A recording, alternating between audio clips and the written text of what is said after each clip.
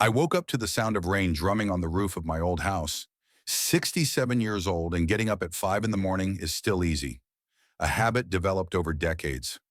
My name is Bert Holloway, and for the past 32 years, I've owned the River Edge restaurant in Zionsville, a small town that never appears on tourist maps, but has its own unique character.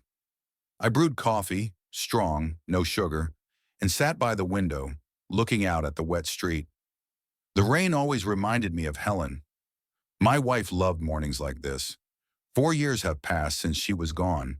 Cancer took her quickly and ruthlessly, leaving behind a void that cannot be filled. My house doesn't look like the dwelling of a successful business owner. A small two-story cottage on a quiet street, modest furniture, most of it more than 20 years old. No expensive paintings or crystal, just pictures.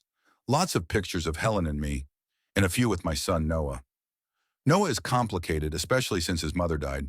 He's 38, an accountant at Pearson Buildings, married to Abby, and they have a son, Ethan, 12 years old, my only grandson. It seems like a normal American family, but it's not that simple.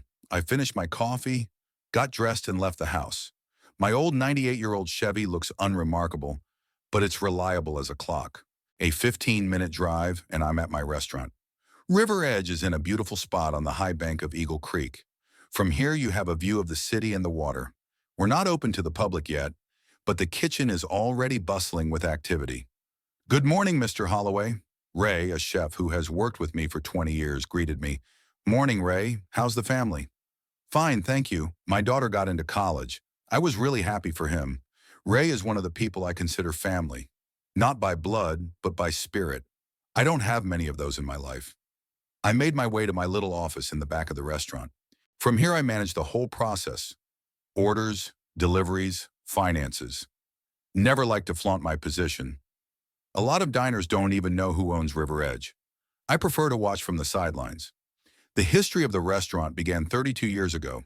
Before that, I worked as a cook in various establishments, saving every dime, working night shifts. Helen and I lived very modestly to realize our dream. When we saved enough for a down payment, we took out a loan and bought a dilapidated old sawmill building on the beach. Everyone said we were crazy. The place was abandoned and the restaurant business was risky. But Helen believed in me, and I believed in my kitchen. We put not only money into this place, but also our souls. For the first 5 years, we worked practically no weekends. I stood at the stove, Helen took care of the room and the bookkeeping. Gradually, the River Edge developed a reputation. Not fancy, but a cozy place with great food and fair prices. Now the restaurant is my life. I haven't cooked myself for a long time, but I control every detail. We have a steady stream of customers, good revenue. I could have expanded a long time ago, opened a chain, but I don't see the point. One place that brings good income and joy is enough for me. I went over yesterday's reports and made a few calls to vendors. Then I pulled out my checkbook and wrote another check for Noah. $4,500. That's the amount I've been remitting to him monthly for years now. $2,000 goes to partially pay their mortgage, $1,500 for Ethan's private school tuition, and another $1,000 just for expenses. It started shortly after their grandson was born.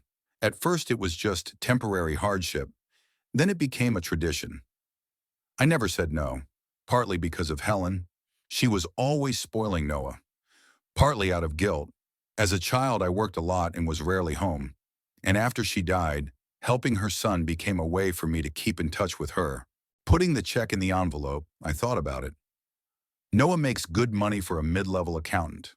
Not rich, but it should be enough for a decent living.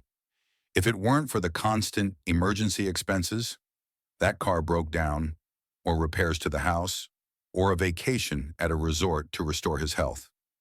In recent years, these requests have become more persistent and frequent. The phone interrupted my thoughts. "Dad, it's me." Noah's voice sounded a little tense. "Hello, son. Is something wrong?" "No, nothing's wrong. I was just wondering if you sent the money. We've had some, unforeseen circumstances." I sighed. It's always the same. "I just wrote a check. I'll drop it off tonight." "Why don't you just put it on the card?" There was a pleading tone in my son's voice. "We need to pay for something urgently." "What is it?" "It's nothing," he mumbled. Abby had some expenses at her mother's salon. The salon again. Veronica, Abby's mother, had opened it 3 years ago, investing the money from her divorce from her husband. Vera Beauty is what she called it. According to Noah, the business was constantly on the verge of profitability. And according to my observations, on the verge of bankruptcy, and only my regular injections kept it afloat. Though neither Veronica nor Abby knew it. Okay, I'll transfer it right now, I said, feeling tired. Thanks, Dad. You're a real lifesaver. By the way, Abby's mom is inviting you to her birthday party next Friday. It's at some new restaurant downtown. I almost choked. Veronica had never been very fond of me. Our rare meetings were always strained. She looked down on me, even though she was barely making ends meet. Why don't you celebrate at home? I asked. No way, Dad. It's an anniversary. 55 years. We need to celebrate with a bang. You should definitely come. Something in his voice told me that it wasn't about my company. Who else is coming? Just us. The family circle. Me, Abby, Ethan, Abby's mom, and you. And the restaurant. What kind of restaurant? I don't remember the name. Something to do with the river. Abby says it's a fancy place. Classy. My insides are all tight. Really, it wouldn't happen to be River Edge, would it? I asked in as indifferent a tone as possible. Yes, it is. Do you know it? Do I know him? I held back a chuckle. I've heard of him. Okay, I'll be there. Oh, great. Abby made a reservation for 7 o'clock tonight. When the conversation was over, I leaned back in my chair. She made a reservation at my own restaurant, and neither Noah nor his wife even know I own it. In all the years, they've never once inquired exactly where my restaurant is located or what it's called. Some little restaurant on the outskirts was what Abby used to say about it when it came to my work. I remembered how things had changed after Noah's wedding. Helen was still alive then. She disliked Abby immediately, sensing something fake about her. She doesn't love him, Bert, her wife said.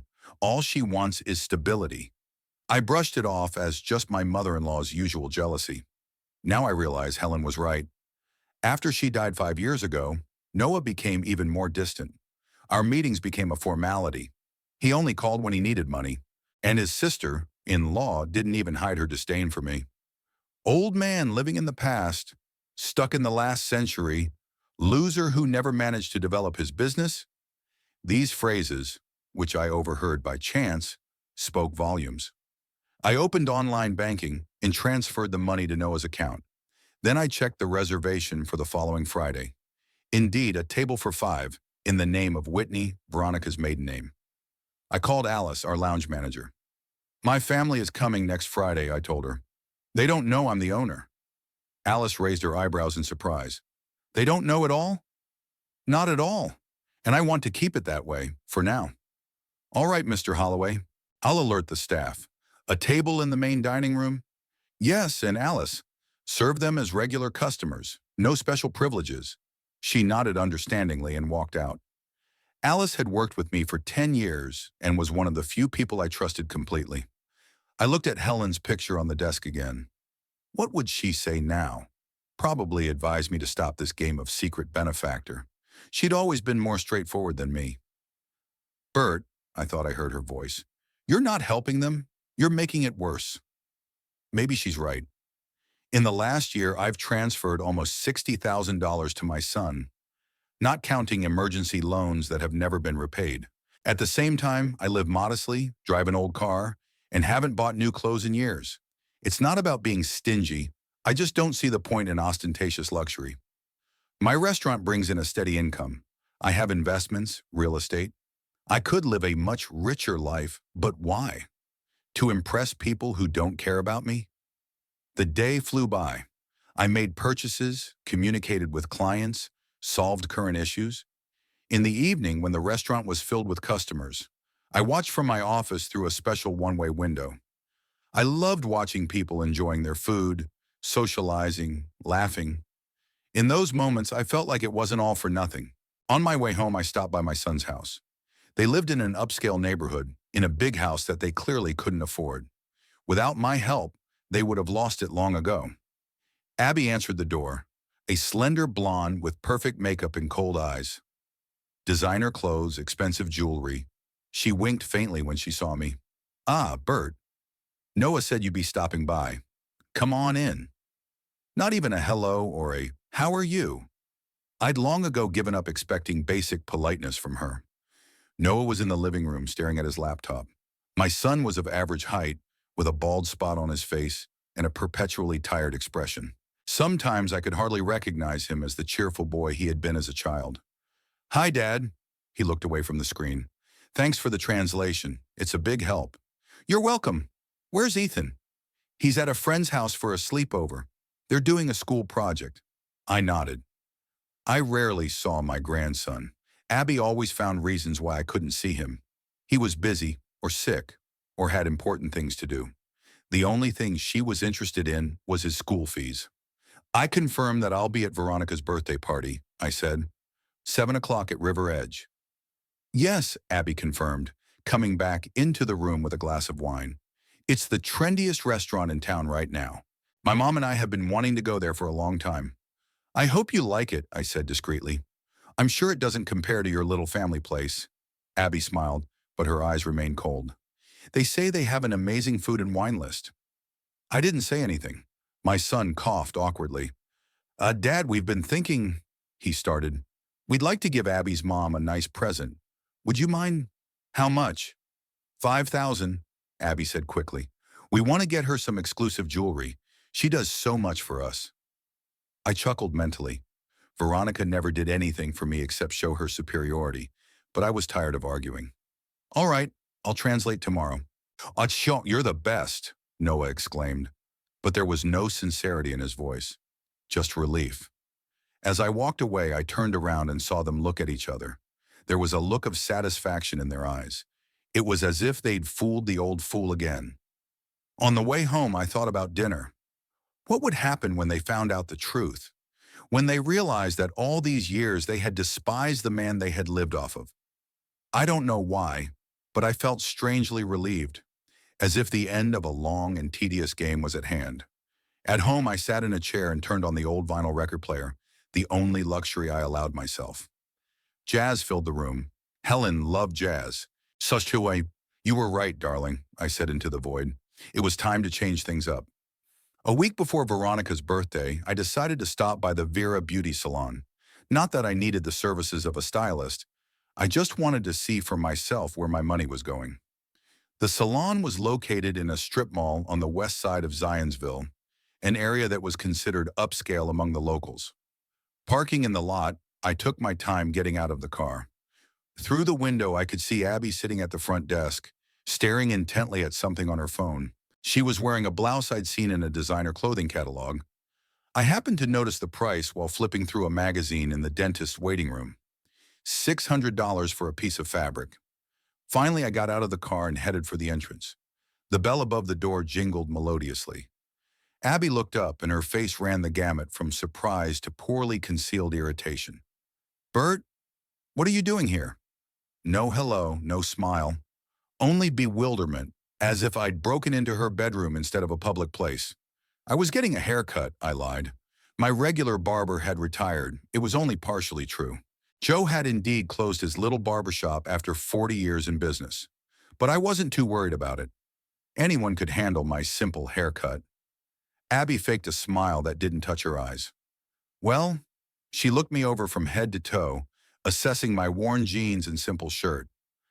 We usually work by appointment, but we don't have many customers right now. I think Tiffany can accommodate you. She pressed the internal intercom button. Tiff, we have a client without an appointment for a haircut. Can you do that? There was a muffled response, and a moment later, a young girl with pink hair emerged from the back of the salon. Sure, come on in.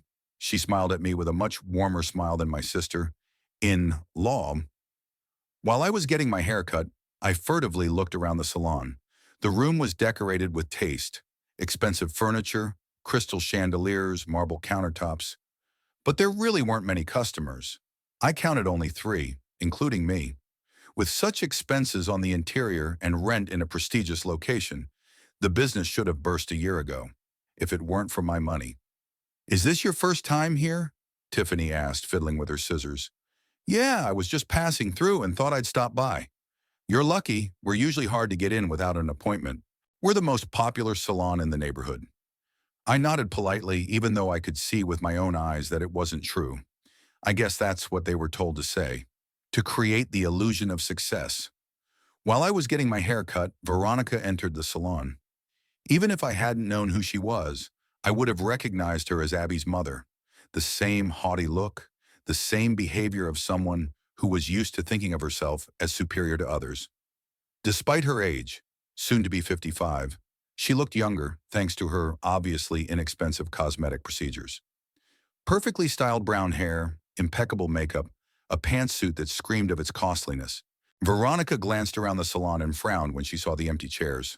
Then she noticed me and wrinkled her nose slightly. Abby, honey, her voice was honeyed, but with a distinct metallic note. I didn't realize it was Charity Day. Abby looked up from the phone and smiled nervously. Mom, this is Noah's father.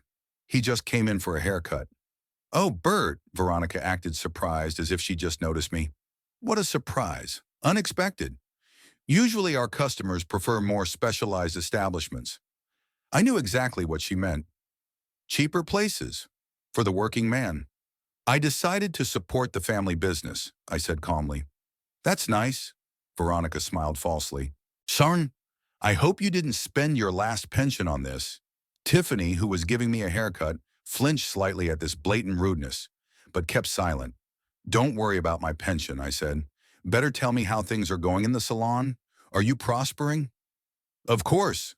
Veronica proudly raised her head. We are in the top 3 salons in the city. Clients sign up a month in advance. I looked around the half-empty room, but I didn't comment. Obviously, Veronica lives in a world of her own illusions, or deliberately lies, even to herself. After the haircut I paid, Tiffany did it neatly, though not better than old Joe for a third of the price. As I left the salon, I heard Veronica reprimanding Abby. Why did you even take it? It tarnishes the image of the salon. Mom, I couldn't say no. He is Noah's father, after all. That's why you had to find a polite way to say no. You could have told him we were busy. I'm sorry, I'll think of something next time. There won't be a next time. After the anniversary, I'm going to have a serious talk with Noah. It's about time he got custody of his father. The old man's clearly not himself, walking around like that. I shut the door quietly without listening. Is that how it is? I give them money to live on, and they plan to declare me incompetent? That's ridiculous. Back at the restaurant, the first thing I did was check the ledgers. Over the past year, I transferred about $85,000 into Noah and Veronica's accounts. Some of it went directly to my son for his mortgage, Ethan's tuition, and other necessities. Some of it went through a shell company to Veronica's salon, ostensibly for consulting services and equipment rentals. I sighed. Helen wouldn't have approved of this. She'd always said that love wasn't about indulging weaknesses, but helping them overcome them. Bert, you're making him worse every time you save him from the consequences of his choices, she once said when Noah once again asked for money to pay off the loan he'd taken out to buy an expensive motorcycle. She was probably right. I had let them take advantage of me for too long, and that's where it got me. Not only did they not appreciate my help, but they thought I was a burden, an old fool to get rid of. The phone interrupted my musings. Dad, it's about the money for Abby's mom's present, Noah began, without preamble. You said you'd wire it today. Yeah, I remember, I replied. You see, we have to order the gift in advance. It's exclusive jewelry, and it's made to order. So you need the money right now, I finished for him. Yeah, that'd be great. I hesitated. This might be the last time I ever wire him money. Okay, I'll make the transfer now. Thanks, Dad. You're a real lifesaver. By the way, did you remember about dinner Friday night? No, I didn't. Oh, great. We'll pick you up. I'll be at your house at 6 o'clock. That's okay. I'll drive myself. But your car? He hesitated. It's not really appropriate for a place like this. People might think, what would people think? Well, you know River Edge is a fancy place. Mostly newer models park there. And your Chevy. Don't worry about my car, I cut him off. I'll be there myself. After the conversation, I sat down at the computer and paid the next bill for the rent of the Vera Beauty Salon. Then I wired $5,000 to Noah. Maybe I'm a fool to keep doing this, but I wanted the ending to be perfect. I wanted them to buy Veronica a present with my money and then find out the truth. The next few days passed in the usual routine. I managed the restaurant, met with suppliers, solved current issues, but my thoughts kept returning to the upcoming dinner. I imagined different scenarios, thought about what I would say. I didn't want to make a scene. It wasn't in my nature. But I wanted them to realize how low they'd fallen in my eyes. On the eve of Veronica's birthday, I checked the reservations and gave additional instructions to the staff. Alice, I addressed the manager, my relatives are coming to the restaurant tomorrow. I will behave like a normal customer. None of the staff is to show that they know me. Very well, Mr. Holloway. I'll let everyone know. Can I prepare a special menu? No. Regular menu, regular prices. No specials. Alice nodded, though there was a question in her eyes. In 10 years of work, she had never seen my relatives in the restaurant. She must have wondered why I was hiding my status from my family, but she was too professional to ask. On the morning of the dinner, I received a strange text from Noah. Dad, bring your checkbook. We want to discuss something important. That was it. It all made sense now. They had invited me to an expensive restaurant for a reason. They needed money more than usual. And they were counting on the fact that in public at Veronica's birthday party, I'd be embarrassed to refuse. I grinned wryly. They didn't even realize they'd trapped themselves. By 6 p.m., I got home, showered and changed. Not my best suit. It was left hanging in the closet. I opted for clean but simple pants and a shirt with no tie. Decent enough not to look sloppy, but far from the look Abby and Veronica expected. Before I left, I lingered by Helen's picture. It's going to be different today, I told her. I think you'd approve. I arrived at the River Edge restaurant 15 minutes before the appointed time. Leaving my old Chevy at the far edge of the parking lot, I walked leisurely up to the building I'd designed myself over 30 years ago. The evening light softly illuminated the stone walls and wooden beams, giving the restaurant a cozy yet sophisticated look. The panoramic windows reflected the sunset, and through them was a view of Eagle Creek, tranquil and majestic. At the entrance, I met my deputy, Mark. He was clearly surprised to see me as a guest rather than a host. Mr. Holloway, everything is ready as you requested, he said quietly. Alice had briefed the staff. Thank you, Mark. Are they here yet? Yes, they arrived about 10 minutes ago. Table by the window as booked. I nodded and went inside, not as the owner, used to being in charge of these walls, but as a regular visitor. It was a strange feeling, I had to admit. Everything around me was mine, from the exquisite handmade lamps to the paintings by local artists on the walls. But tonight, I was just an older man in simple clothes attending a family dinner. The restaurant was about 2/3 full, the usual busyness for a Friday night. The soft jazz that I myself had selected for the evening's program created a pleasant atmosphere. The smell of freshly cooked food filled the room, whetting the appetite even of those who had just eaten. I noticed my family right away. They had one of the best tables, by the panoramic window overlooking the river and the sunset. Veronica sat at the head of the table like a queen on a throne, showing off her new necklace, apparently the gift I'd given her money for. Abby was talking animatedly, gesturing vigorously. Noah sat with a polite smile, nodding from time to time. My grandson Ethan looked frankly bored, tucked into his phone under the table. Good evening, sir. Jessica, the hostess, greeted me. Are you joining someone? Yes, a table in Whitney's name, I replied, playing the part. Of course. Follow me, please. She escorted me across the hall. I noticed how some of the waiters and bartenders had a hard time hiding their surprise at seeing me in such a role, but they were all well-trained and kept a professional demeanor. Ah, there you are at last, Veronica barely glanced at me as I approached the table. We thought you'd be late. I'm never late, I replied calmly, taking the only empty seat between Noah and Ethan. Happy birthday, Veronica. Thank you. She ran her hand over her new necklace. Shirley, what do you think of our present? Real sapphires and diamonds. Very flashy, I replied diplomatically, knowing for sure that the jewelry cost at least $4,000. My money, of course. Exclusive work, Abby boasted. It was custom made. I can imagine. I turned to my grandson. Hi, Ethan. How was school? The boy looked away from the phone and smiled slightly. In his 12, he was the only one in this family who treated me with sincere warmth. Hi, Grandpa. I'm fine. I did my science project, got a perfect score.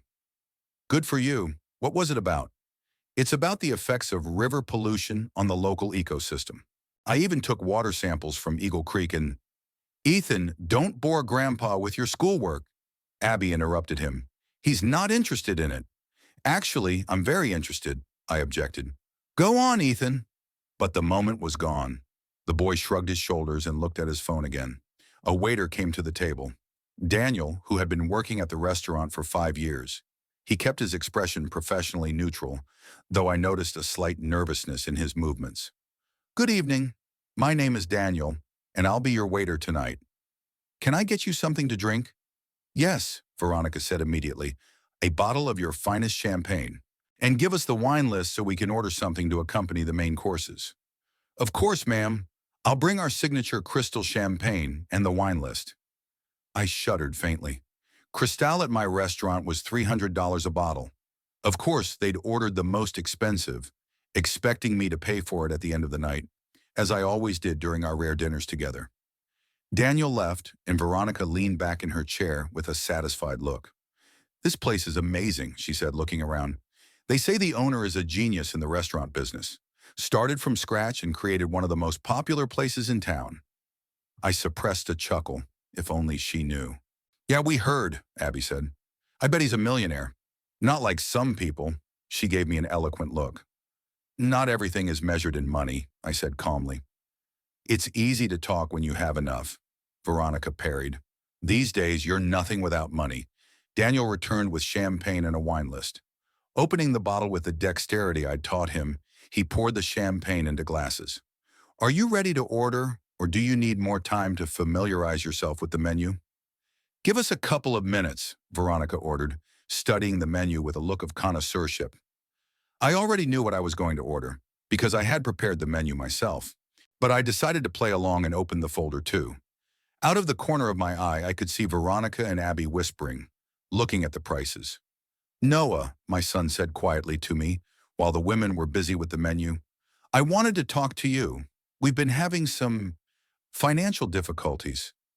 What are they this time? I tried to speak calmly, even though I already knew where he was going with this. Abby needs a new car. Her Audi's 3 years old and there's some engine trouble. We've been looking at a new model, but the down payment? How much? $15,000, he said it like he was asking for $5 for coffee. I wouldn't ask, but you know, an accountant's salary doesn't allow for that kind of spending, and Abby at her mother's salon doesn't make much either. I looked at my son in silence. He was once an ambitious young man who dreamed of a career in finance. Now he had turned into a gutless beggar, completely dependent on the women in his life. $15,000 is a lot, Noah, I said finally, especially since I just gave you $5 for Veronica's present. I know, Dad, but it's important. Abby can't drive an unreliable car. It's a safety issue. Then why not fix the existing one? Or buy a more affordable model? Noah looked around nervously, checking to see if Abby could hear us. Sûrement, you know how she is. She needs to be as good as her friends. Otherwise, there's scandals, recriminations. That's a reason to spend 15 grand? Dad, you don't understand. We live in a certain circle. We have to fit in. If Abby doesn't get a new car, everyone will think we're in a financial crisis. Isn't that true? I asked bluntly. Noah's face stretched. No, I mean, we're in temporary difficulties, but everything is under control. Then why do you need my money? Dad, I explained. At that moment, Veronica closed the menu with a determined look. I'm ready to order, she announced. Daniel, a waiter materialized at our table. Yes, ma'am. I'll start with the scallop carpaccio, then the marble beef steak, medium rare, and a bottle of your 10 Chateau Margaux to accompany the main course. I held back a sigh. She'd chosen the most expensive red wine on our list, $500 a bottle, plus an appetizer for $30 and a steak for $70, and that's just for one person. Abby kept up with her mother, ordering tuna tartare and duck breast with truffle sauce. Noah, following their example, chose the lobster cream soup and filet mignon. Even Ethan wasn't allowed to order regular pasta. Abby insisted on steak for him, though the boy clearly wasn't keen. When it was my turn, I calmly said, "I'll have the chicken soup and steak salad, please." Daniel nodded, writing down the order. But Abby couldn't resist commenting. "Seriously, Bert, we're at the best restaurant in town, and you order soup and salad? That even sounds boring."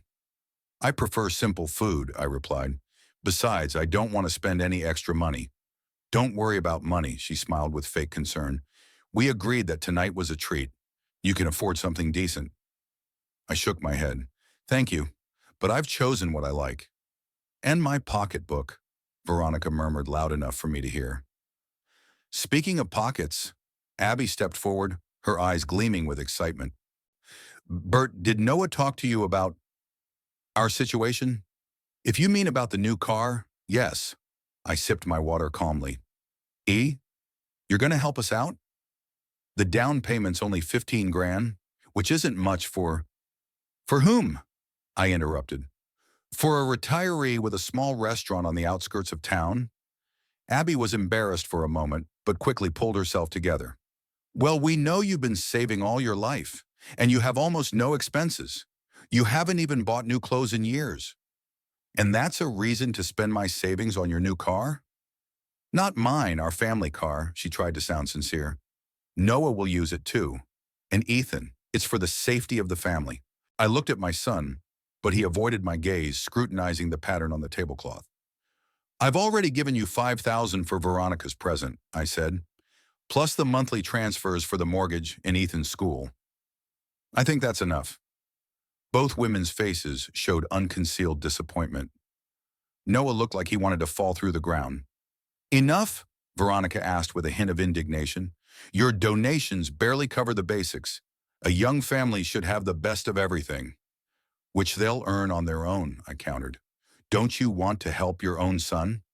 Abby went on the offensive. "What kind of father are you?" "The kind that has been helping for years," I tried to remain calm. "But there's a difference between helping and supporting adults." Luckily, at that moment our appetizers arrived, which lightened the atmosphere a bit.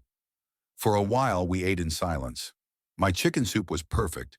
I had developed the recipe myself years ago and made sure it was cooked exactly as it was meant to be.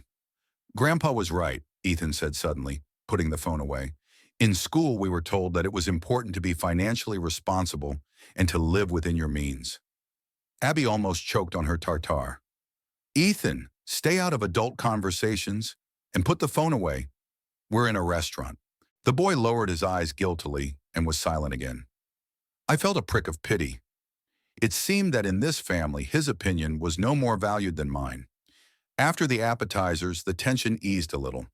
Veronica and Abby talked passionately about their acquaintances and the latest gossip, with Noah occasionally inserting a meaningless comment. I watched more than participated in the conversation.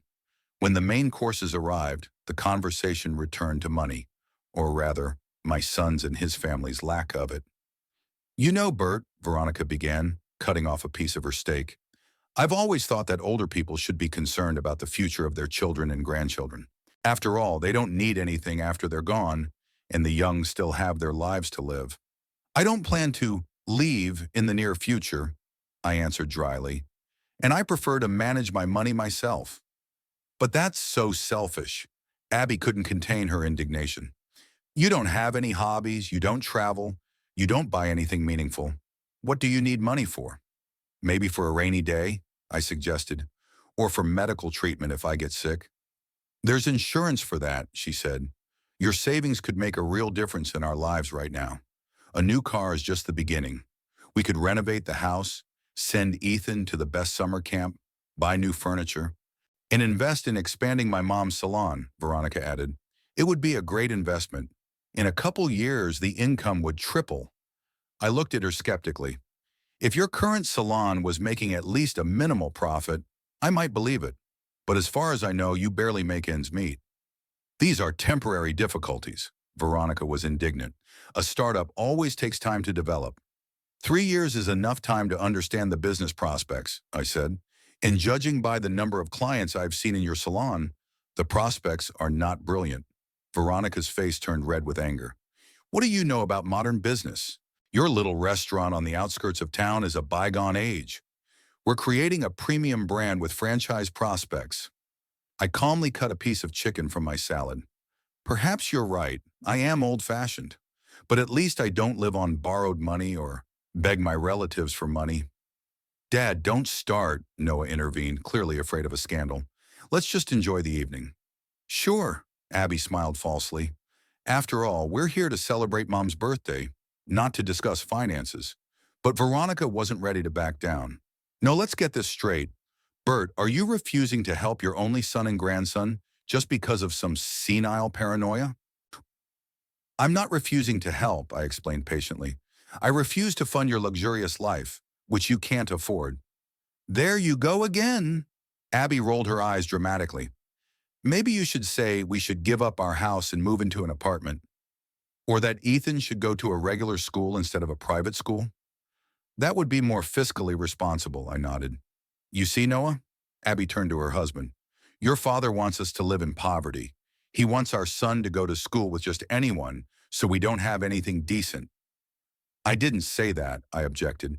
I'm only suggesting that we live within our means. Oh, of course, Veronica exclaimed. It's so convenient to preach modesty when you don't want to share. Things were getting heated. I noticed that some of the customers at the neighboring tables began to glance in our direction. The staff was also watching with concern. Conflicts in the hall were not welcome in my restaurant. Look, I tried to speak softly and calmly. I'm not refusing to help my family. I already do, regularly and substantially. But a new car for $15,000 is an excess that I'm not ready to finance. Overkill? Abby was almost screaming. You consider the safety of your son and grandson an overkill? My car is old and unreliable. Your Audi is only 3 years old, I reminded her. And if there are engine problems, they can be fixed for less than the cost of a new car. Bert, Veronica changed tactics, speaking in a condescending tone, as if to a naughty child. We understand your frugality. At your age, it's normal to be afraid of spending the last of your money. But believe me, you'll feel better when you start helping your family. It'll give you a purpose in life. I felt the irritation growing inside me, but I continued to remain outwardly calm. I have a purpose in life, Veronica, and it doesn't include sponsoring your desire to live beyond your means. How stubborn! Abby threw his napkin on the table. Aren't you ashamed of yourself?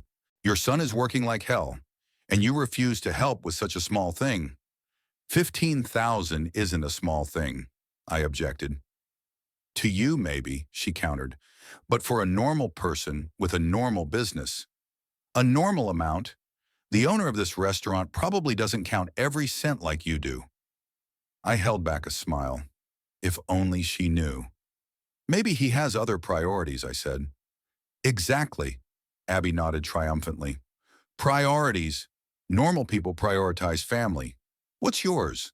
Your pathetic savings that you're worried about giving to your family? I looked at her and asked the question that had been on my tongue for a long time. Abby, what have you ever done for me? What have you done to deserve my money? There was silence in the room. Abby froze with her mouth open, unable to find an answer at once. Veronica came to her daughter's aid. How dare you? Abby is your son's wife, your grandson's mother. She's part of the family. Family is about mutual support, I said, not a one-way financial injection. I know what that is, Abby finally found her voice, and it was oozing with venom. It's senile greed. You're just jealous that we're young and can enjoy life, and you can't. Dad, Abby, please, let's not. Noah tried to intervene, but no one would listen to him. You know what, Bert? Abby leaned across the table, her eyes burning with righteous anger. You're just a pathetic old man clinging to his pennies because he's got nothing else. No family to respect him, no real business, no future. Abby! Noah was terrified. No, let him know the truth. She couldn't stop. We put up with him out of courtesy, out of respect for your late mother, and he pays us with black ingratitude. I listened to this stream of insults in silence. Somewhere in the periphery of my consciousness, I noted how the waiters froze, watching the scene, how the other customers were whispering, casting curious glances in our direction. Noah, Abby continued, Tell your father that we will no longer put up with his stinginess. Let him decide. Either he helps the family or we stop talking to him." My son looked confused and unhappy, sandwiched between his wife and his father. "Abby, maybe not here," he started. "No, right here." She banged her hand on the table, making the dishes clink. "Let everyone hear. Bert, you either give us the money for the car and the salon, or you forget you have a family." I looked at her and saw a man who had completely lost control because of greed. This was no longer my sister-in-law, but a greedy creature willing to do anything for money. "Are you seriously giving me an ultimatum?" I asked quietly. "Yes," she shouted. "Stop pretending to be poor. We know you have money. And if you don't, then you're even more pathetic than we thought," Veronica interjected, supporting her daughter. "Working your whole life for nothing? That's something to be able to do." Abby grinned contemptuously. "A beggar like you is entitled to nothing but scraps." Veronica laughed loudly, as if she'd heard a good joke. Abby joined her. They laughed, looking at me with undisguised superiority. I noticed one of the waiters, young Tony, almost drop his tray in indignation.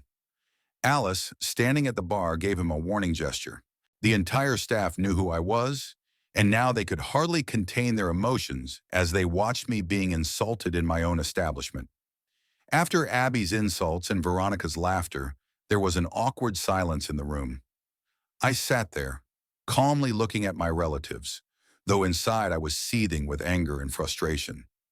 This wasn't how I'd envisioned my family years ago, when Helen and I were making plans for the future.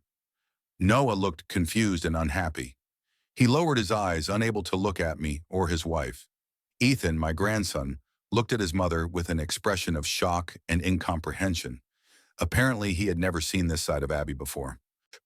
"Mom, how can you talk to Grandpa like that?" the boy whispered at last. Abby changed her expression instantly, smiling at her son with feigned tenderness.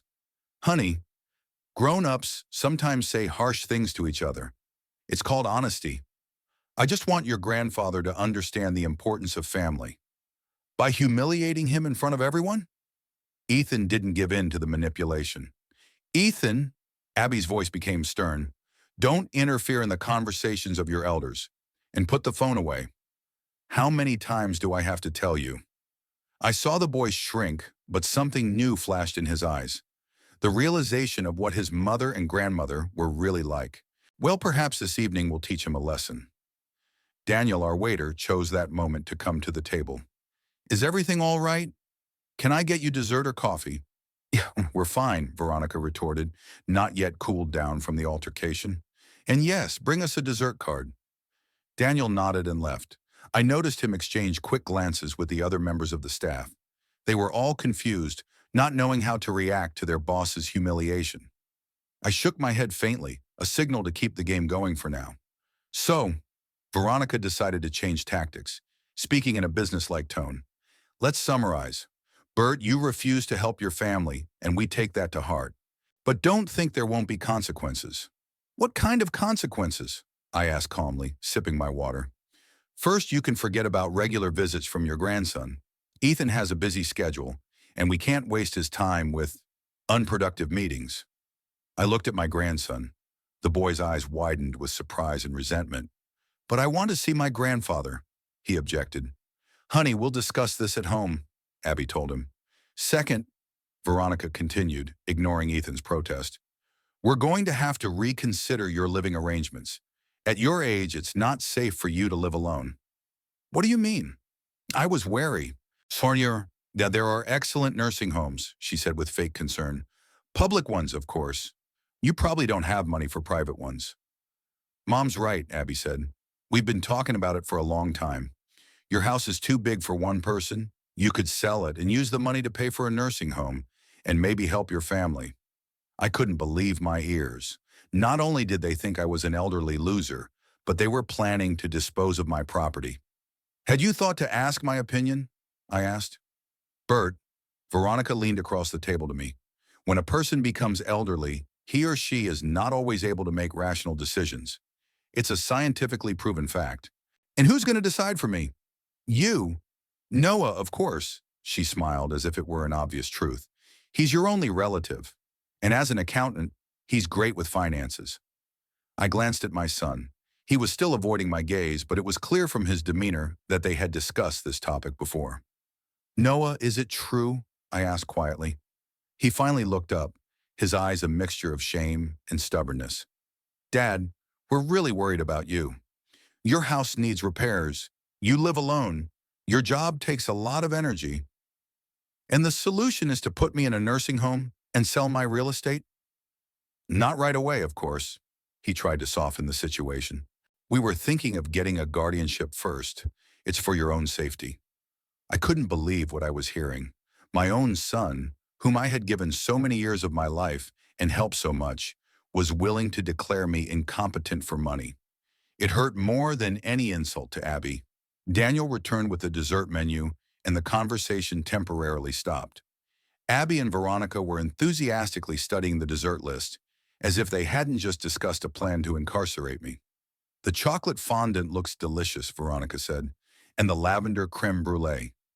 Oh, and the tiramisu, Abby exclaimed. I love tiramisu. Ethan, dear, what will you have? The boy shook his head. I'm not hungry. Don't be silly, we're in the best restaurant in town. Take at least an ice cream. I don't want to, he repeated stubbornly. Abby sighed irritably. Okay, suit yourself. Noah? I think I'll skip dessert too. My son looked like he couldn't get a bite down his throat. Bert? Veronica addressed me with fake politeness. How about some vanilla pudding?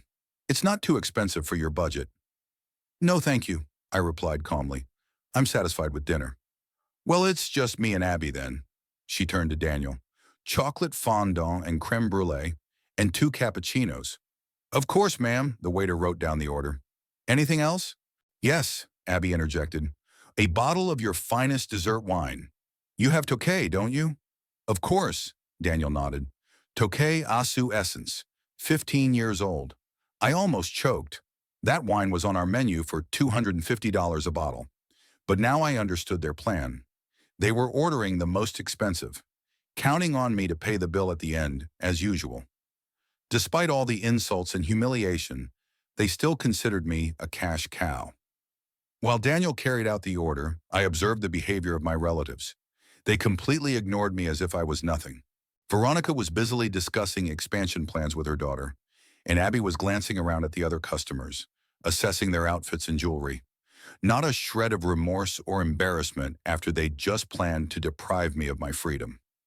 I was especially discouraged by the attitude of the restaurant staff. Abby snapped her fingers several times to summon the waiters, and Veronica made disparaging remarks about the speed of service. They behaved like pampered aristocrats, when in fact they were petty, unsuccessful businesswomen living beyond their means. Why does it take so long to make desserts here? Veronica was loudly indignant when only 5 minutes had passed since the order had been placed. In decent restaurants, the service is much faster.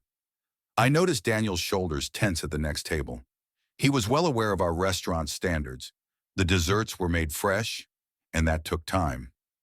The staff doesn't seem to be up to par, Abby's mother said. I'd have to tell the owner. I could hardly contain a chuckle.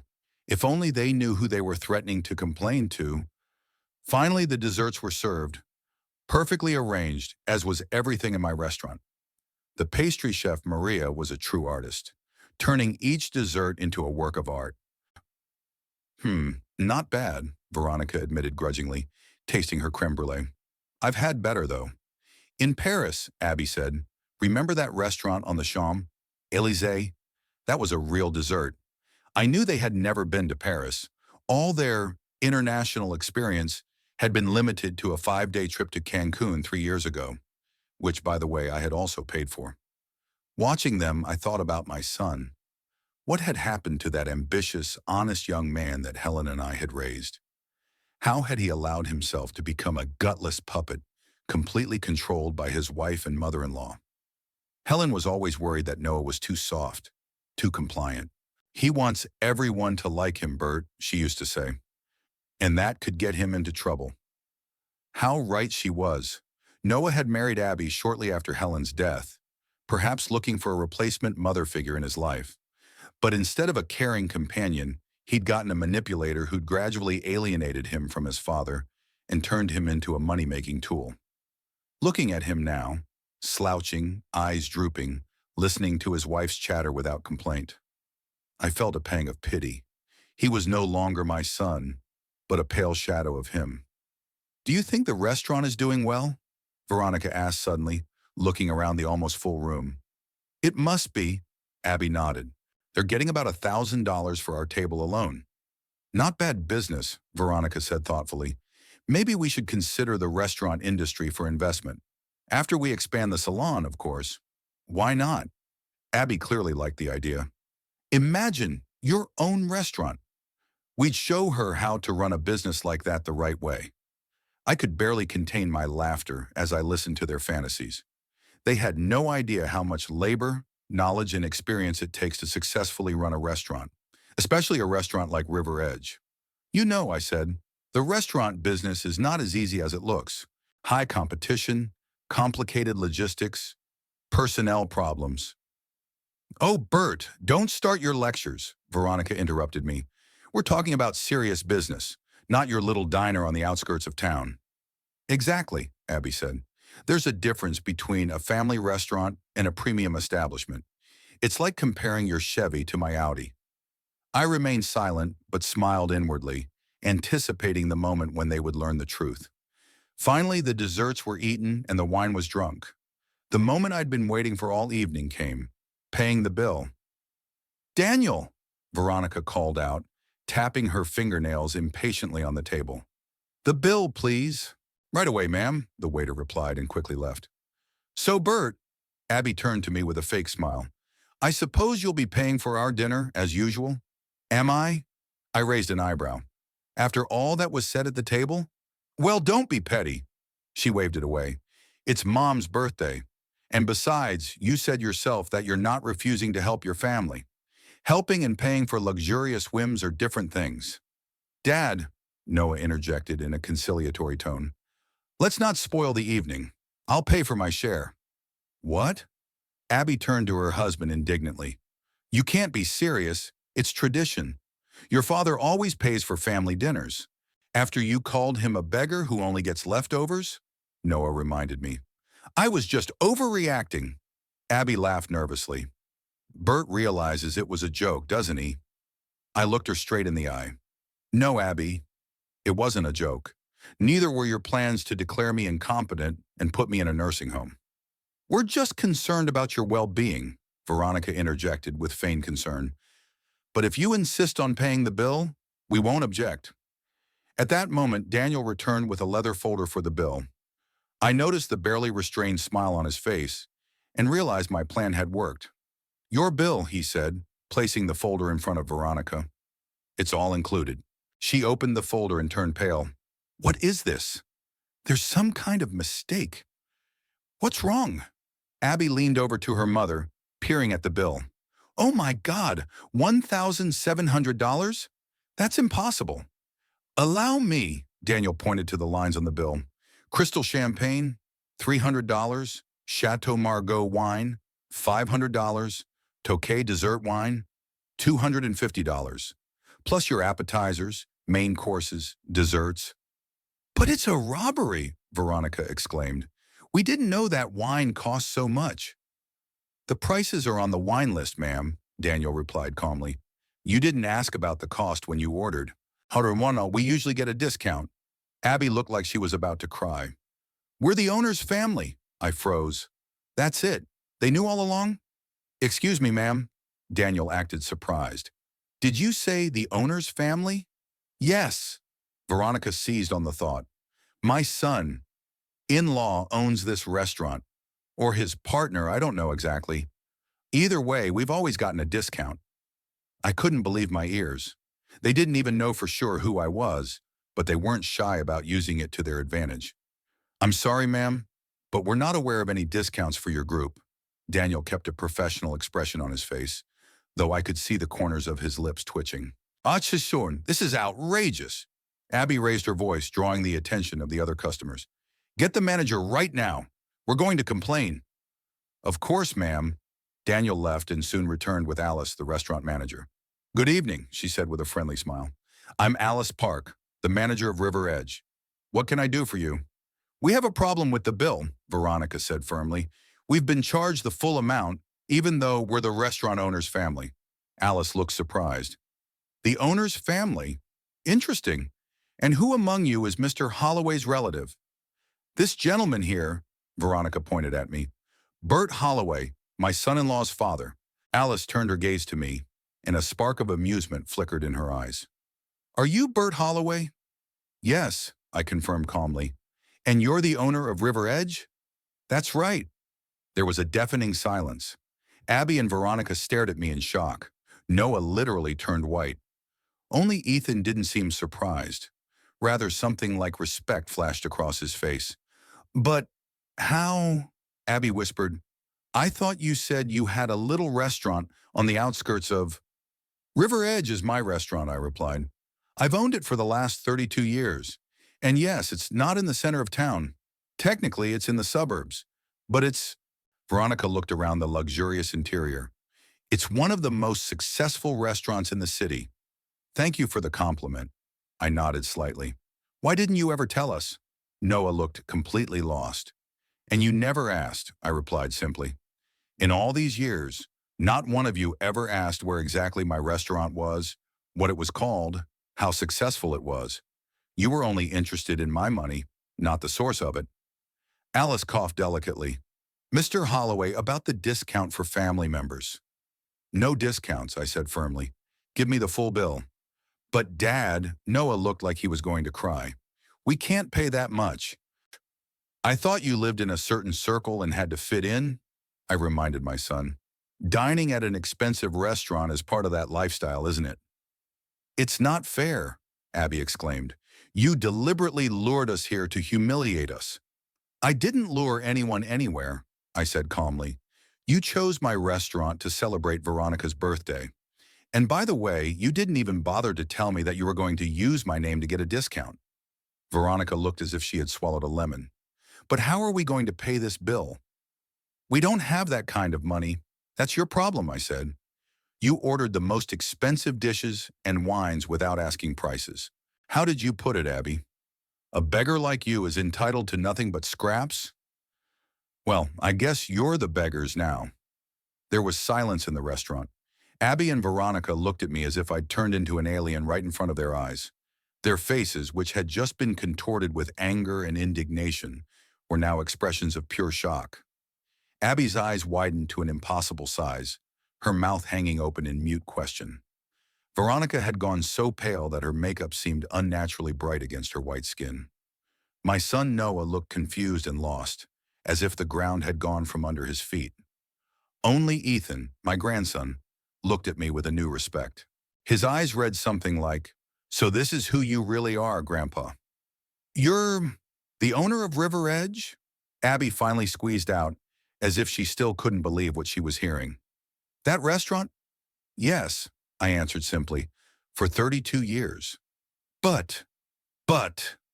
Veronica looked around helplessly at the luxurious interior, the high ceilings with wooden beams, the huge windows overlooking the river. "This is one of the most expensive restaurants in the city." "Thank you for the compliment," I nodded. "We do try to keep it up to a high standard." "Why didn't you ever tell us?" Noah finally regained his speech. His voice was a mixture of resentment and bewilderment. "Akim, you never asked," I shrugged. "In all these years, not one of you ever asked where my restaurant was or what it was called. You just thought of it as some diner on the outskirts, and to use Abby's expression." My son blushed and lowered his eyes. "You set this whole thing up on purpose," Abby suddenly exclaimed, going from shock to accusation. "You lured us here to humiliate us. That's just mean." "I didn't lure anyone anywhere," I said calmly. "You chose my restaurant to celebrate Veronica's birthday.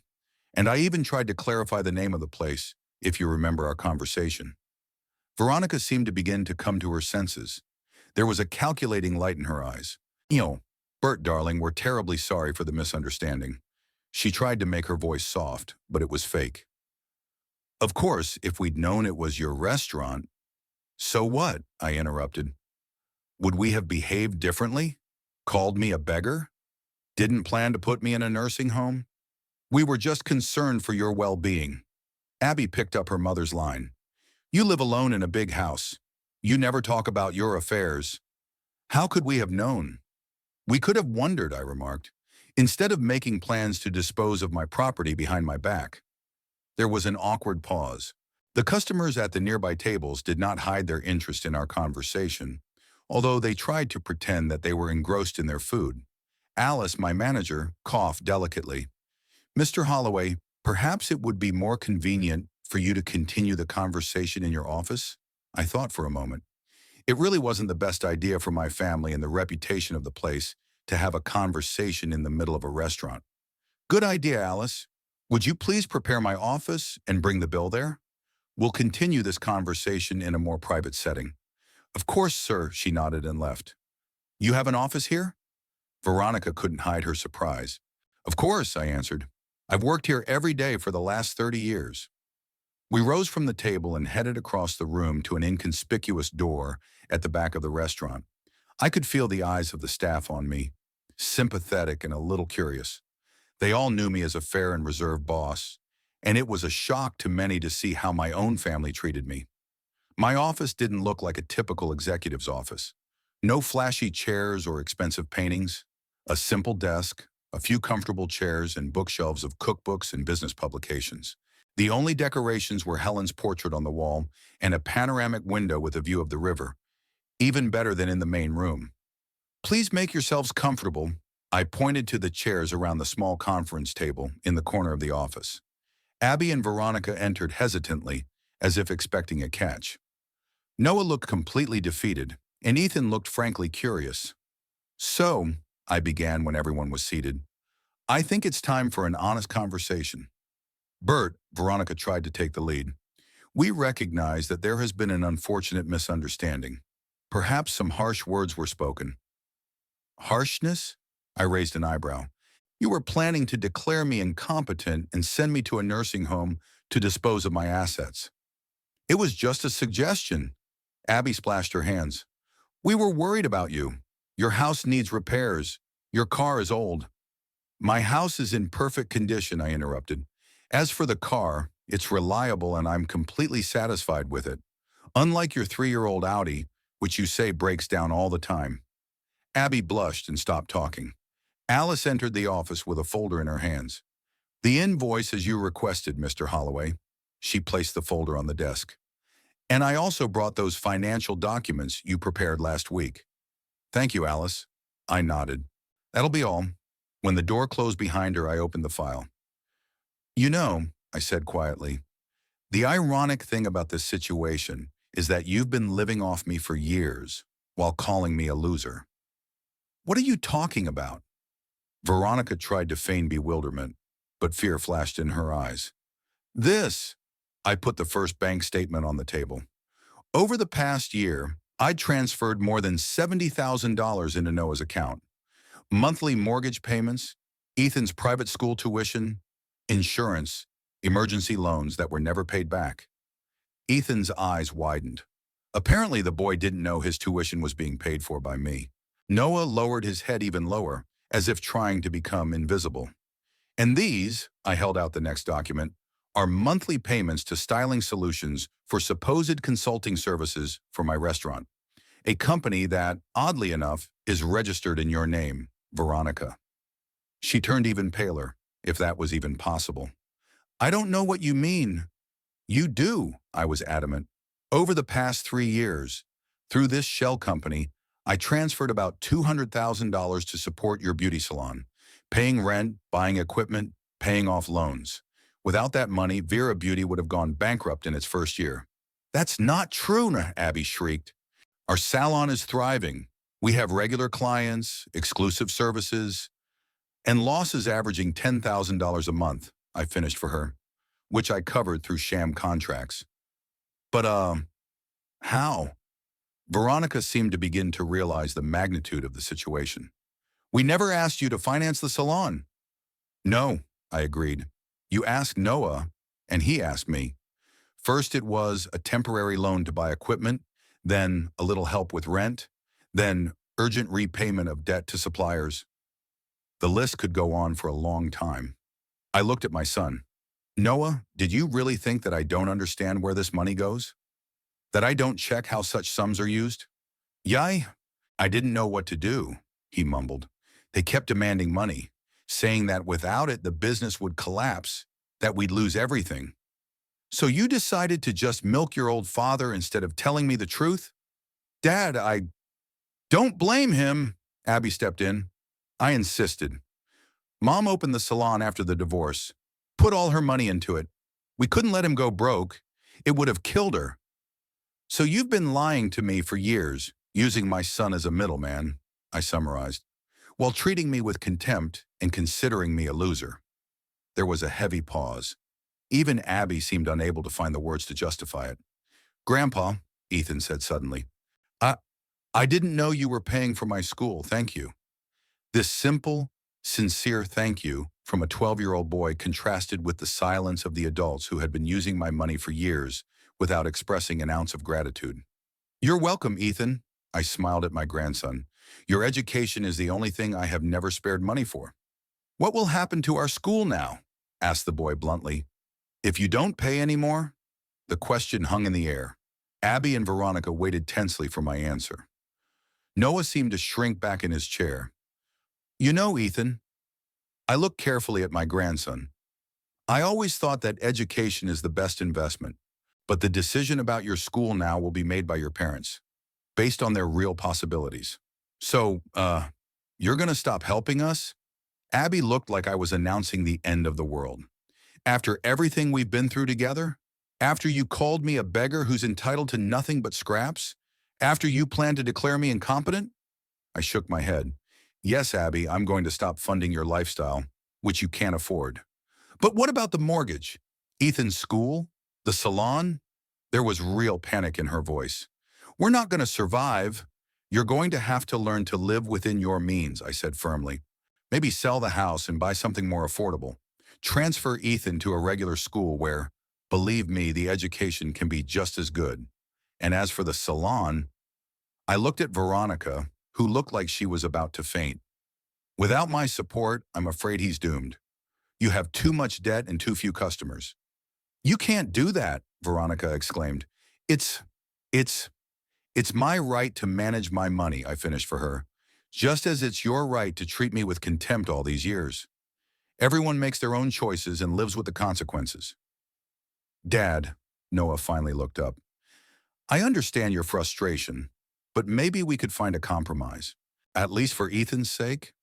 What kind of compromise are you suggesting? I asked. Keep paying as long as you continue to see me as a burden? No, he shook his head. We've all realized our mistakes. Right, Abby? My sister, in-law, nodded reluctantly, though her eyes said otherwise. Of course. We were wrong. We're sorry, Bert. This apology was so insincere that even Ethan looked at his mother skeptically. I'm not looking for apologies, I said, especially a forced one. I just want you to understand the reality. From now on, you're living on the money you earn on your own. What about the dinner bill? Veronica suddenly remembered. $1,700. We just don't have that kind of money. You have credit cards, I said, which you weren't shy about using to buy designer clothes and jewelry. But they're almost maxed out, Abby exclaimed. You know our situation? No, Abby, I shook my head. I knew what you were telling me, and you were obviously lying, so I don't know your real financial situation, and frankly, it doesn't concern me anymore. Would you really make us pay that amount of money? Veronica looked shocked. After everything you just told me about your help? I wondered for a moment, what would Helen do in such a situation? She'd probably say that the lesson had already been taught, and there was no point in getting them financially wounded as well. On the other hand, I remembered all the insults, all the neglect, all the manipulation of the last few years. This bill, I took a folder from the table, is your last lesson from me. You're used to living large at other people's expense, accustomed to not looking at prices, ordering the most expensive dishes and wines. You're used to having someone else solve your problems at the end. It's time you learn to take responsibility for your own decisions. I'll pay, Noah said suddenly, straightening up. It's my responsibility. I looked at my son carefully.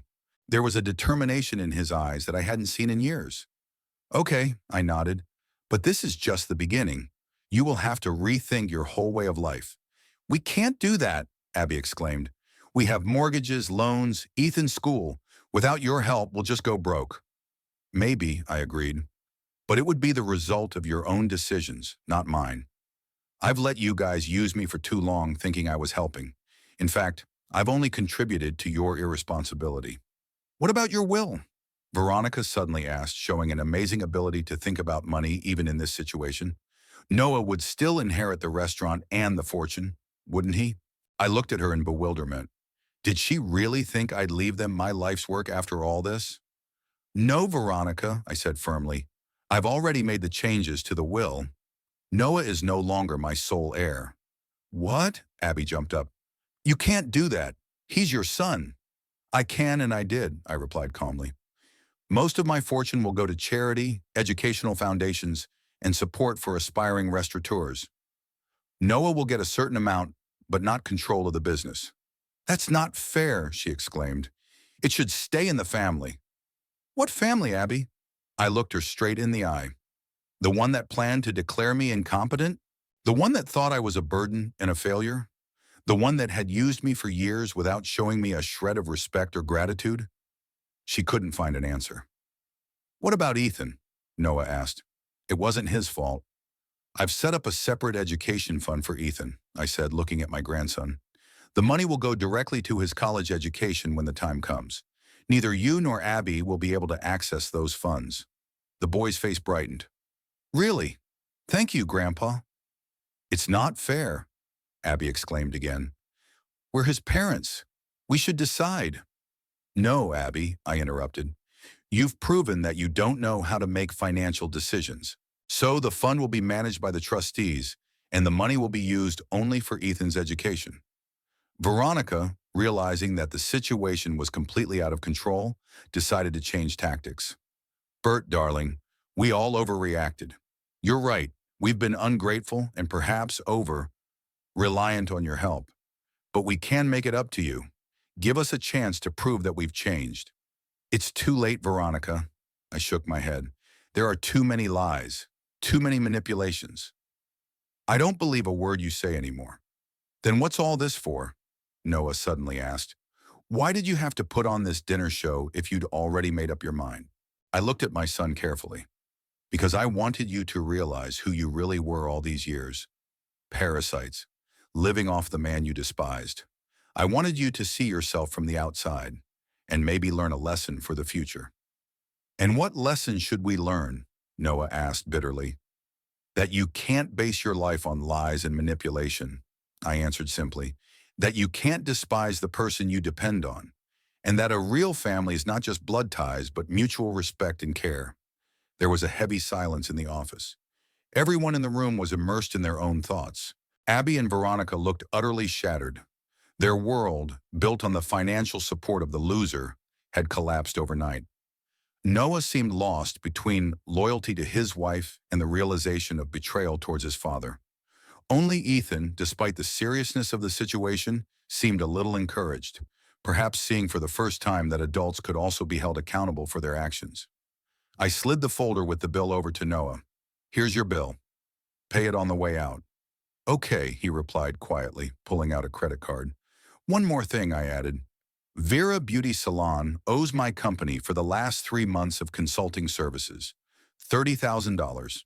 Due by the end of the month. It had been a week since the ill-fated dinner at River Edge.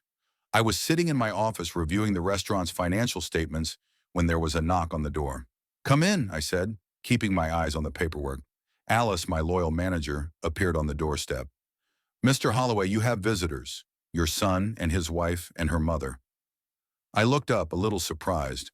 After our last conversation, I hadn't expected them to dare show up here again. Show them in, I nodded, putting the papers aside. A moment later, Noah, Abby, and Veronica entered the office. All three of them looked noticeably worse than they had the week before. Noah was gaunt, dark circles under his eyes.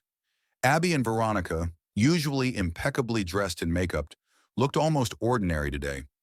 Minimal makeup, simple clothes. Apparently, reality was starting to catch up with them. Hello, Dad, Noah said quietly, almost guiltily. We'd like to talk to you. Have a seat, I pointed to the chairs in front of my desk. They settled awkwardly across from me. No one dared to speak first until Veronica finally cleared her throat. Bert, we've come to apologize, she began with an unaccustomed modesty. Our behavior at dinner was inexcusable. We were shocked and behaved inappropriately. Abby picked up on it. Especially me. What I said about, leftovers and stuff, it was awful and I'm deeply sorry. I watched them carefully, trying to see the sincerity in their eyes. But all I saw was calculation and fear. Fear of the financial problems that would inevitably await them without my support. And what made you come to that conclusion? I asked calmly. They looked at each other, not expecting such a question. We've been thinking a lot, Noah began uncertainly, about how we've treated you all these years, how we've accepted your help without thanking you enough. And we've come to the conclusion that we were wrong, Abby added with fake remorse. We'd like to make things right. A fresh start. I leaned back in my chair, scrutinizing their faces. What about the plans to declare me incompetent and put me in a nursing home? We've never seriously considered that option, Veronica exclaimed. It was just a bad joke. A joke? I raised an eyebrow. You were discussing my future, handling my assets behind my back, and that was a joke? No, not a joke. Noah shook his head. I'm not going to lie. We did discuss it, but I would never take such a step. Never. There was more sincerity in his voice than there was in the women's, but it didn't inspire confidence. For too long, he'd been a puppet in their hands. And what do you want from me now? I asked bluntly. Again, there was an awkward silence. Finally, Abby made up her mind. We were hoping you'd reconsider your financial aid, at least for a transitional period, until we get back on our feet. This is it, the real reason for their visit. Not remorse, not a desire to repair the relationship, but a simple need for money. How long do you expect to stay? I asked. A month? A year? 10 years? We realize we've abused your kindness, Veronica said quickly. But now we really need help. The salon is on the verge of closing. Because of what? I interrupted. Because I stopped subsidizing it? Or because it was unprofitable and inefficient to begin with? She bit her lip, not knowing what to say. We could change the business model, Abby suggested. Perhaps you could become an official investor with a share in the profits? In what profits? I waved my hands. In the 3 years I've been in business, the salon has never been profitable, not even close. We can change that, Veronica insisted, with the right management and your advice. I shook my head. You haven't listened to my advice for the last 3 years. Why should we start now? Because now we realize how successful you are, Abby admitted. Your restaurant is one of the best in town. We were blind not to see that before. You mean you respect me just because you recognize my financial situation? I clarified. Not because of my human qualities, but because of my money? They fell silent again, cornered by their own logic. Noah finally decided to take the initiative. Dad, I understand your distrust. We've earned it by our actions, but I'm asking you to think about Ethan. If you won't help Abby and me, at least help your grandson. He's going to have to change schools, lose friends. Whose fault is that? I asked quietly. Who created a lifestyle you can't afford? Who taught your child to standards that you can't provide on your own? We wanted to give him the best. Abby looked almost genuinely upset. Is that a bad thing? Not if you can afford it, I replied. But living on borrowed time, at the expense of others, creating the illusion of prosperity, is cheating. And that includes Ethan. So you won't help us? Veronica's voice sounded distrustful. Even though you know the salon will close, that we'd have to sell the house, that Ethan would get hurt? I've already told you that the education fund for Ethan will remain in place, I reminded her. He can get a college education when the time comes. But your financial problems are the result of your decisions. I've been your hedge against the consequences for too long. Abby couldn't take it anymore. You're just getting revenge on us. Enjoying our problems because of a few harsh words? A few harsh words. I raised an eyebrow. You've treated me with contempt for years, using my money. plan to deprive me of my freedom for the sake of controlling my property. That's not a few harsh words, Abby. It's an indication of how you really feel about me. There was a heavy silence in the office. Noah looked utterly mortified, realizing there was no chance of changing my mind. "What do we do now?" he asked quietly. "What all grown-ups do," I answered. "Live within our means, work, pay our bills." "We're going to lose everything," Veronica exclaimed. I'm too old to start over." "You're 55, I argued. "A lot of people that age are just starting to find themselves. The problem is not your age, but your unwillingness to change." "That's cruel," Abby muttered. "After all we've been through together." "How have you treated me all these years?" I asked bluntly. "Was it kind? Like a family?" They didn't have an answer. I sighed, feeling not so much angry as tired. "Look, I mean you no harm, but I'm not going to sponsor your life anymore. You're going to have to learn to manage on your own. This isn't revenge. It's just common sense." "You could at least give me severance pay," Veronica suggested. "You're basically firing us." I couldn't believe my ears.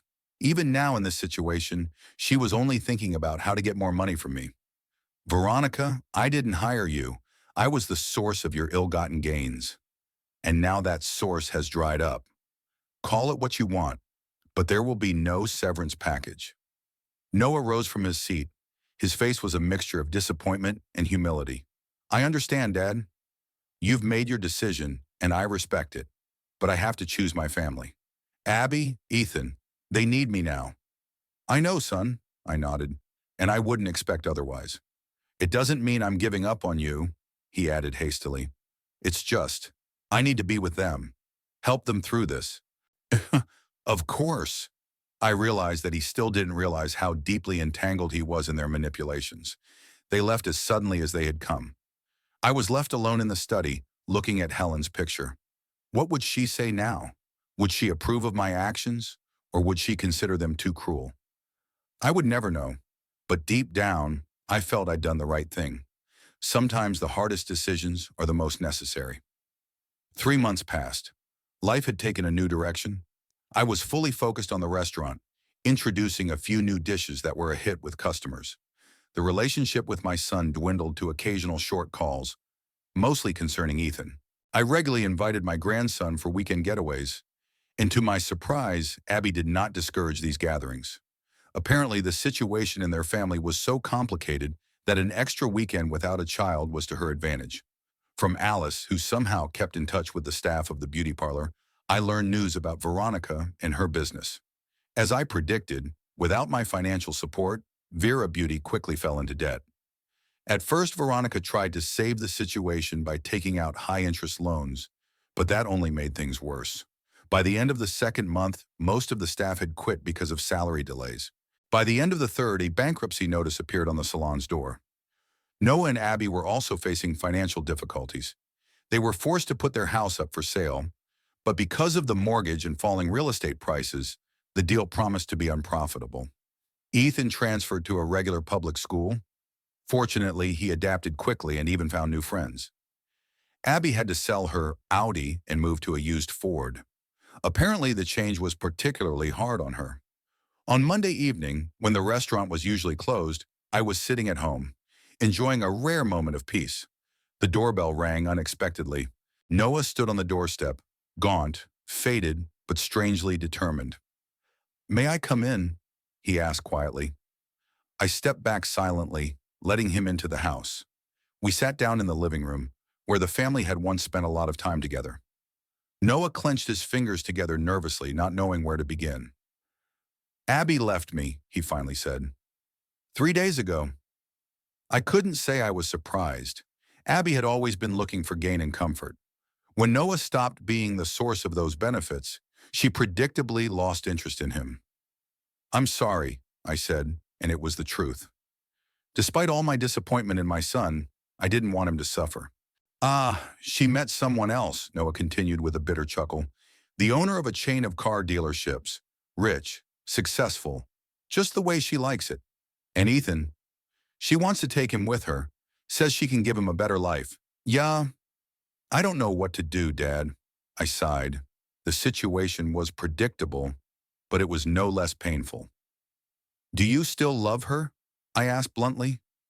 Noah was silent for a long time, pondering his answer. I don't know, he finally admitted. The last few months have been difficult. She kept telling me that I couldn't convince you to help, that I don't make enough money, that I'd ruined her life. And you believed her? Sometimes I did, he looked up at me. You were right about her, about all of them. They never really loved me. I was just a, a source of money, your money. I'm sorry you had to find out that way. No, he shook his head. I should have realized it a long time ago. Mom always saw right through Abby, said she was with me for stability, not love, but I didn't listen. We sat in silence, each of us absorbed in our own thoughts. Outside the window, it was starting to rain, a fine, drizzling rain, typical of fall in our town. I came to apologize, Noah said at last, for everything, for the way we treated you, for the way we used you, for not being strong enough to resist their manipulations. I looked at my son carefully, trying to see if he was sincere this time. There was real pain and remorse in his eyes. What's next? I asked. I don't know, he admitted. The house is for sale, but it's hard to find a buyer. I'm trying to find a second job to pay off my debts. I want to fight for Ethan. He deserves better than living with a mother who only sees him as a status accessory. It won't be easy, I warned. Abby's not one to give up easily. I know she isn't, but I have to try, for Ethan's sake, and for me. I nodded, respecting his determination. For the first time in a long time, I saw in him an echo of the strong, determined young man he'd been before he met Abby. Dad, he stammered, searching for words, I'm not asking you to go back to the way things were. I'm not asking for money or help. I just wanted you to know that I realize how much we hurt you, and I'm truly sorry. I looked at my son for a long time. Part of me wanted to believe him, to help him, to bring back the warm relationship we'd had before Abby came along. But the other part remembered too much betrayal, too many lies. I believe you're sorry, Noah, I finally said, and I don't hold a grudge against you. But trust, it's not easy to rebuild. I understand, he said quietly, and I'm not asking for more. I just wanted you to know. After he left, I sat in the chair for a long time, thinking about everything that had happened. Our relationship with my son had been irreparably damaged. There was too much bitterness, too much frustration. Perhaps in time we would find a way to communicate respectfully and calmly, especially for Ethan's sake. But the close contact we once had cannot be regained. It's been 6 months. Life had taken on a new rhythm and meaning. I opened a second restaurant in the northern part of the city, smaller and simpler than River Edge, but with the same philosophy of quality and attention to detail. Alice became its manager, proving she was ready for more responsibility. I started spending more time with my grandson. Noah won joint custody, and Ethan spent every weekend with him. Often they would stop by my house, and we would cook together or just talk. The boy turned out to be remarkably wise for his age, accepting the changes in the family with an understanding the adults lacked. Abby did marry a car dealership owner, but their relationship quickly frayed. Her new husband was not as malleable as Noah and had no tolerance for wastefulness.